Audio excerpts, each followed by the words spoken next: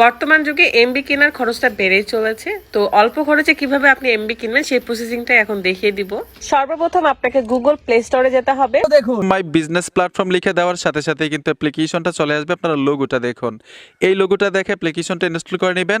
তো আমি আগে থেকে ইনস্টল করে রেখেছি, ওপেন করে দেখাবো যে কিভাবে সেলফ অ্যাপ্লিকেশনে একটা অ্যাকাউন্ট ক্রিয়েট করতে হয়। প্রথম অবস্থায় কিন্তু অ্যাপ্লিকেশনটা ইনস্টল করার পরে আপনি একটা অ্যাকাউন্ট ক্রিয়েট করতে হবে, অ্যাকাউন্ট তৈরি করতে হবে। কিভাবে তৈরি করবেন সহজে আপনাদেরকে দেখাচ্ছি। জাস্ট আমি ওপেনে টাচ করে দিলাম, ওপেনে ট্যাপ দেওয়ার সাথে সাথে ঠিক এরকম একটা ইন্টারফেসে নিয়ে আসবে। আর অবশ্যই আপনার স্মার্টফোনে ইন্টারনেট কানেকশন থাকতে হবে। অ্যাপ্লিকেশনটা ওপেন হওয়ার সাথে সাথেই হোম পেজ ঠিক এরকম দেখাবে। আপনি অ্যাকাউন্ট ক্রিয়েট করার জন্য উপরে দেখুন কিছু 3 লাইন অপশন পাবেন, এখানে ট্যাপ দিবেন। ট্যাপ দেওয়ার সাথে সাথে এখানে দেখুন লগ ইন এবং রেজিস্ট্রেশন, এখানে টাচ করতে হবে।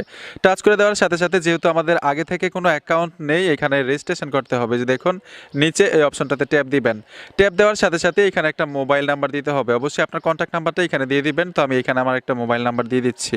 এইখানে মোবাইল নাম্বারটা দেওয়ার পরে ওটিপি পাঠান, এই অপশনটাতে টাচ করে দিবেন। যে দেখুন আমি এই অপশনটাতে টাচ করে দিলাম। টাচ করে দেওয়ার সাথে সাথেই কিন্তু ওটিপি অপশনটা চলে আসবে, 6টা সংখ্যার কোড পাঠাবে।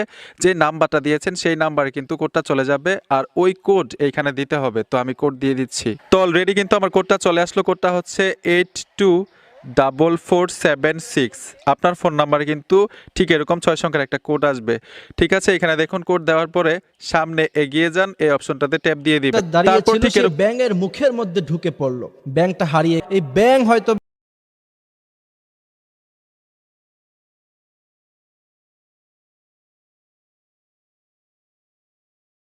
কিন্তু সবার জন্য ফ্রিতে অ্যাকাউন্ট রেজিস্ট্রেশন করতে পারেন।